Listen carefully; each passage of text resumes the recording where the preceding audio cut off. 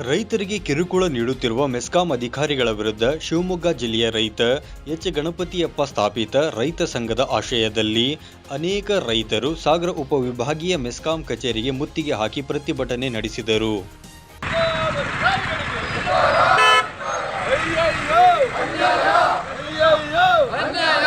ಪ್ರತಿಭಟನಾರ್ಥವಾಗಿ ರೈತ ಸಂಘದಿಂದ ಮೆಸ್ಕಾಂ ಕಚೇರಿ ಆವರಣದಲ್ಲಿಯೇ ಒಲೆ ಹಚ್ಚಿ ಅಡುಗೆ ತಯಾರಿಸಿ ಊಟ ಮಾಡುವ ಪ್ರಕ್ರಿಯೆ ಆರಂಭಿಸಿದರು.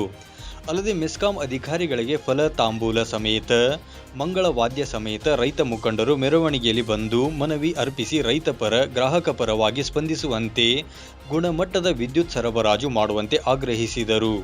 ಈ ವೇಳೆ ಪ್ರತಿಭಟನೆ ಉದ್ದೇಶಿಸಿ ಮಾತನಾಡಿದ ರೈತ ಮುಖಂಡರುಗಳು, ಮೆಸ್ಕಾಂ ಅಧಿಕಾರಿಗಳು ರೈತರನ್ನ ಸುಲಿಗೆ ಮಾಡುತ್ತಿದ್ದಾರೆ. ವಿದ್ಯುತ್ ಪರಿವರ್ತಕ ಹಾಕಿಸಲು ರೈತರು ಮೆಸ್ಕಾಂ ಅಧಿಕಾರಿಗಳಿಗೆ ಹಣ ಕೊಡಬೇಕಾದ ಪರಿಸ್ಥಿತಿ ಎದುರಾಗಿದೆ ಎಂದು ಆರೋಪಿಸಿದರು.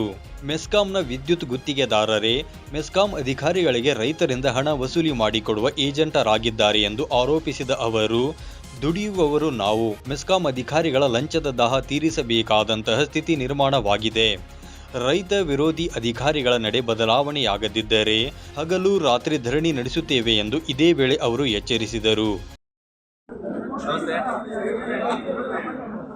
ಸಾಗರ ತಾಲೂಕು ಮೆಸ್ಕಾಂ ಇಲಾಖೆ ಅಧಿಕಾರಿಗಳು ತಮ್ಮ ಸಿಬ್ಬಂದಿಗಳ ಮುಖಾಂತರ ನಗರ ಪ್ರದೇಶ ಇರ್ಬೋದು, ಗ್ರಾಮೀಣ ಪ್ರದೇಶ ಇರ್ಬೋದು, ಇಲ್ಲಿನ ವಿದ್ಯುತ್ ಗ್ರಾಹಕರಿಗೆ ಬಿಲ್ ಬಾಕಿ ಮೊತ್ತದ ವಸೂಲಿ ನೆಪದಲ್ಲಿ ನಿರಂತರ ಕಿರುಕುಳ ಈಗ 1-2 ತಿಂಗಳಿಂದ ನಿರಂತರವಾಗಿ ಕಿರುಕುಳ ಕೊಡ್ತಾ ಇದೆ.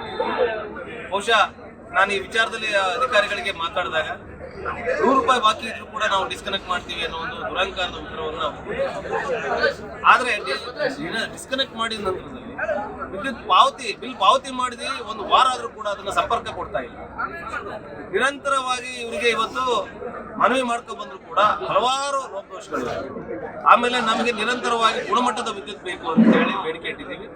ನಿಜವಾಗಿ ಲೋಡ್ ಶೆಡ್ಡಿಂಗ್ ನಮ್ಮ ತಾಲೂಕಿನಲ್ಲ ಆದಷ್ಟು ಬೇರೆ ಎಲ್ಲೂ ಆಗೋದಿಲ್ಲ ಅನ್ಕೊಂಡಿದ್ವಿ. ಮತ್ತೆ ಲೋ ವೋಲ್ಟೇಜ್ ಲೋಡ್ ಶೆಡ್ಡಿಂಗ್ ಎರಡೂ ಕೂಡ.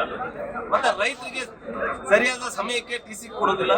ಇವತ್ತು ಅಕ್ರಮ ಸಕ್ರಮ ಹಲವಾರು ಅರ್ಜಿಗಳು ಪೆಂಡಿಂಗ್, ಹಾಗೆ ಸಾವಿರಾರು ಅರ್ಜಿಗಳಿದ್ದಾವೆ. ಇನ್ನು ಅವರಿಗೆ ಲೈನ್ ಮತ್ತೆ ಟಿಸಿಗಳ ವ್ಯವಸ್ಥೆಯನ್ನು ಮಾಡಿಲ್ಲ.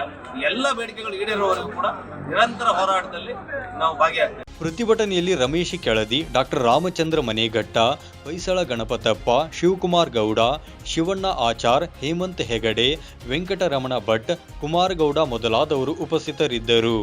ರವಿ, 9 ಲೈವ್ ನ್ಯೂಸ್, ಸಾಗರ.